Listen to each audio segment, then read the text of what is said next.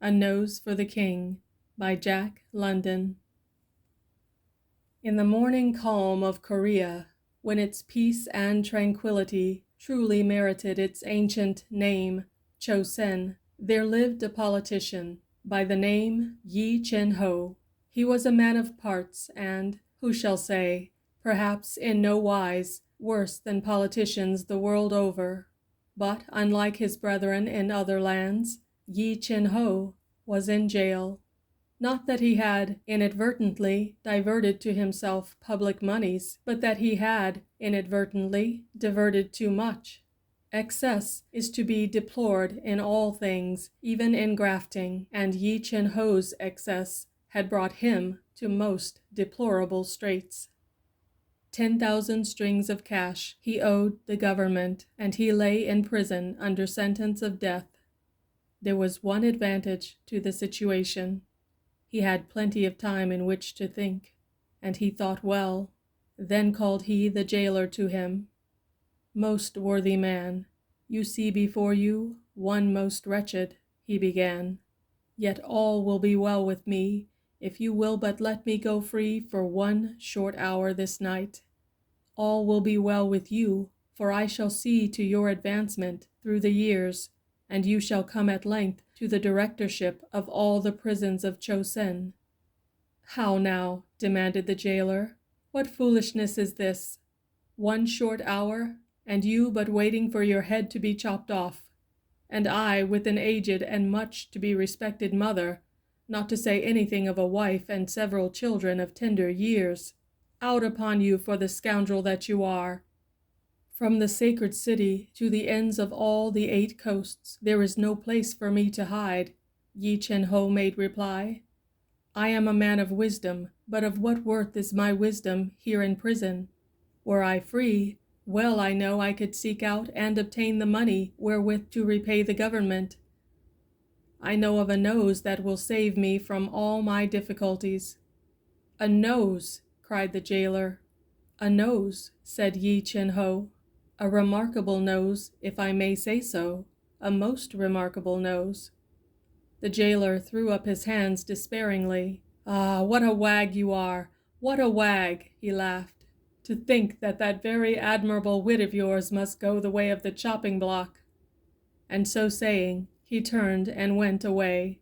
But in the end, being a man soft of head and heart, when the night was well along he permitted Yi Chin-ho to go.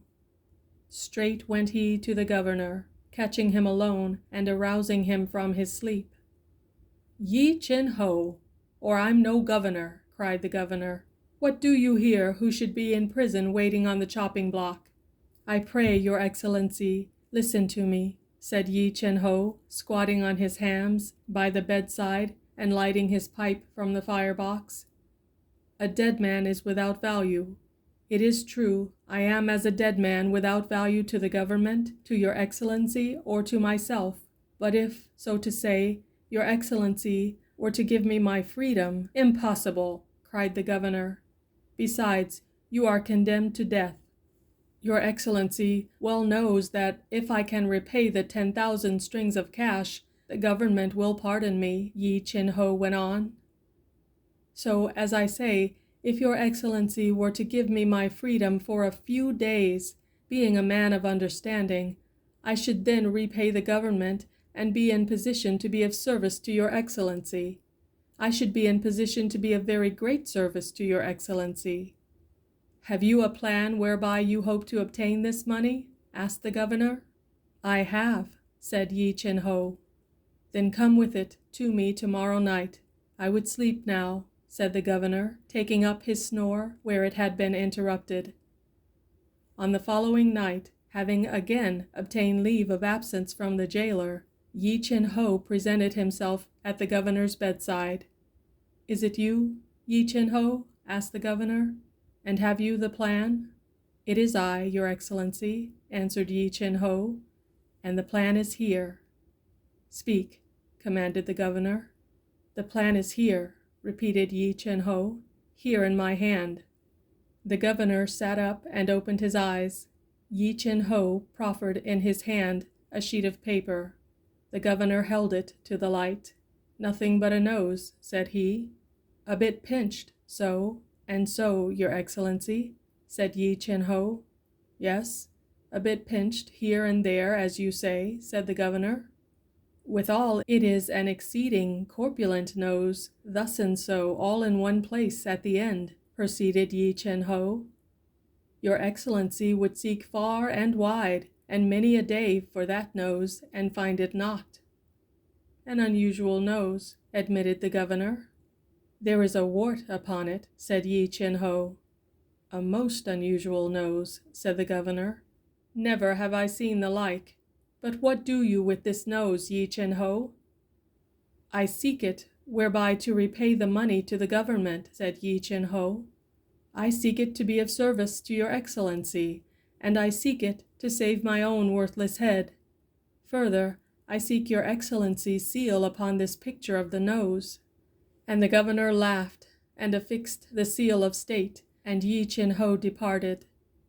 For a month and a day he traveled the King's Road, which leads to the shore of the Eastern Sea, and there, one night, at the gate of the largest mansion of a wealthy city, he knocked loudly for admittance. "None other than the master of the house will I see," he said fiercely to the frightened servants. "I travel upon the king's business." Straightway was he led to an inner room, where the master of the house was roused from his sleep and brought blinking before him. "You are Pak Chung Chang, head man of this city?" said Yi Chin-ho in tones that were all accusing. "I am upon the king's business." Pak Chung Chang trembled. He knew well the king's business was ever a terrible business. His knees smote together, and he near fell to the floor. The hour is late," he quavered. "Were it not well to—" "The king's business never waits," thundered Yi Chin-ho. "Come apart with me, and swiftly. I have an affair of moment to discuss with you. It is the king's affair," he added, with even greater fierceness, so that Pak Chung Chang's silver pipe dropped from his nerveless fingers and clattered on the floor. "Know then," said Yi Chin-ho, when they had gone apart, "that the king is troubled with an affliction, a very terrible affliction. In that he failed to cure, the court physician has had nothing else than his head chopped off. From all the 8 provinces have the physicians come to wait upon the king. Wise consultation have they held, and they have decided that for a remedy for the king's affliction, nothing else is required than a nose, a certain kind of nose, a very peculiar certain kind of nose. Then by none other was I summoned than His Excellency the Prime Minister himself. He put a paper into my hand. Upon this paper was the very peculiar kind of nose drawn by the physicians of the 8 provinces, with the seal of state upon it. "Go," said His Excellency the Prime Minister, "seek out this nose, for the king's affliction is sore, and wheresoever you find this nose upon the face of a man, strike it off forthright, and bring it in all haste to the court, for the king must be cured. Go, and come not back until your search is rewarded." And so I departed upon my quest, said Yi Chin-ho. I have sought out the remotest corners of the kingdom. I have traveled the 8 highways, searched the 8 provinces, and sailed the seas of the 8 coasts, and here I am.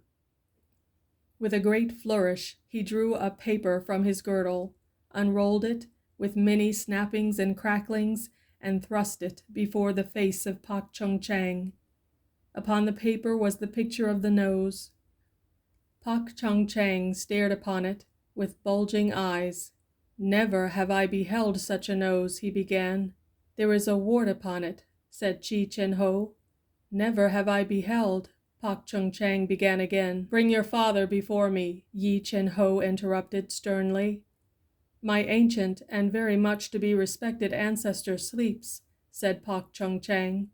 "Why dissemble?" demanded Yi Chin-ho. "You know it is your father's nose. Bring him before me that I may strike it off and be gone. Hurry, lest I make bad report of you." "Mercy!" cried Pak Chung Chang, falling on his knees. "It is impossible! It is impossible! You cannot strike off my father's nose.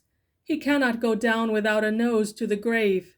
He will become a laughter and a byword, and all my days and nights will be filled with woe. Oh, reflect, report that you have seen no such nose in your travels. You too have a father." Pak Chung Chang clasped Yi Chen Ho's knees and fell to weeping on his sandals. "My heart softens strangely at your tears," said Yi Chen Ho. "I too know filial piety and regard.